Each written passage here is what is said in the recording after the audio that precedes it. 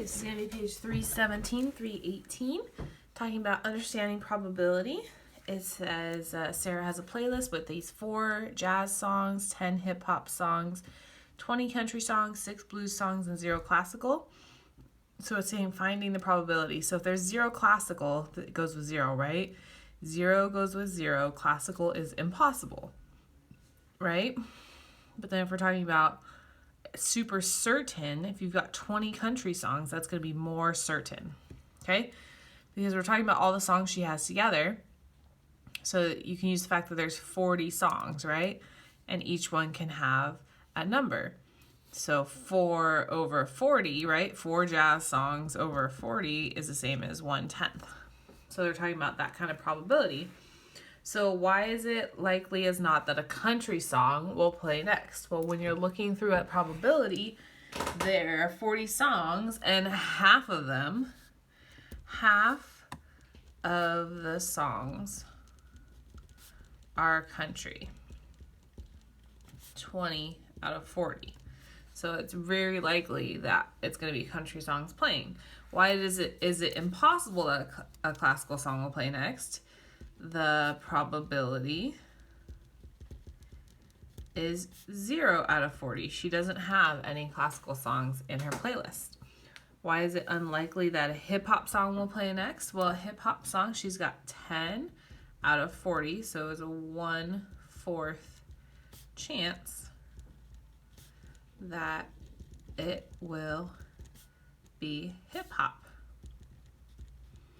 Right? And if it's 1/4 chance of hip-hop and a half chance of country, much greater chance that it's going to be a country song. Okay? On the back, a baseball coach draws names to decide who will be the first player at bat. 5 girls and 10 boys on the team. So there's 15 people on the team. 5 girls, 10 boys.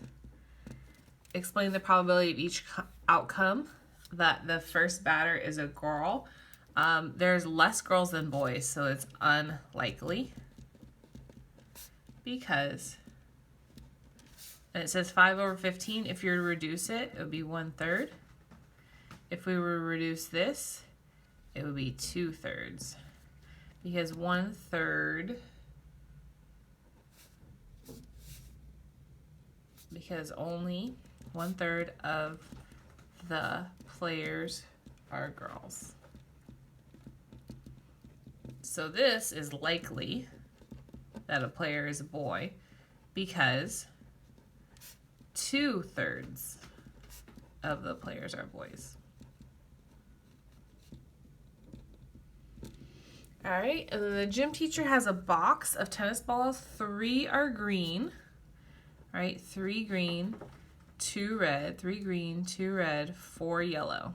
Okay, I'm already thinking whenever I hear this, I'm going to add them all up to find the total. So 3, 4, 5, 9. So there's 9 total. If you choose a ball without looking, is the outcome more likely to be A or B? Okay. Outcome A would be there's a yellow then a red. So yellow is 4, red is 2. So yellow or red. Looks like yellow. So yellow is A, so we'll put outcome A. Yellow is 4/9. Red is 2/9. The very critical thing about the word or is that you're going to add up your probabilities.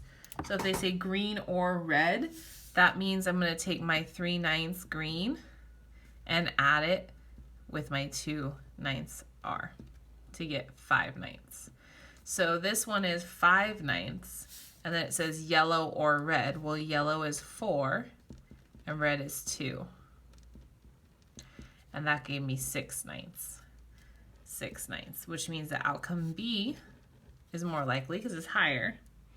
So green or red is 5/9.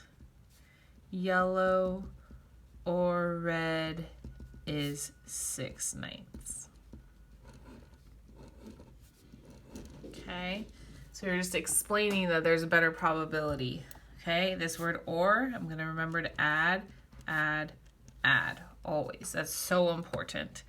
Red is 2R over 9, 2 red.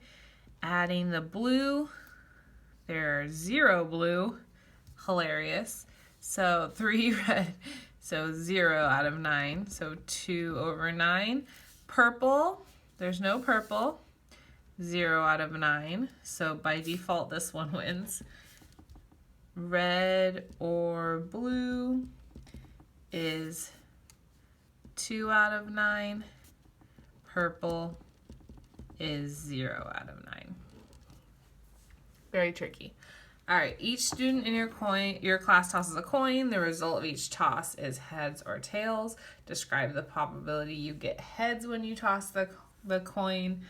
Heads or tails is equal chance, so the probability that I get heads will be 1 out of 2, or 50%, because heads and tails are equally likely.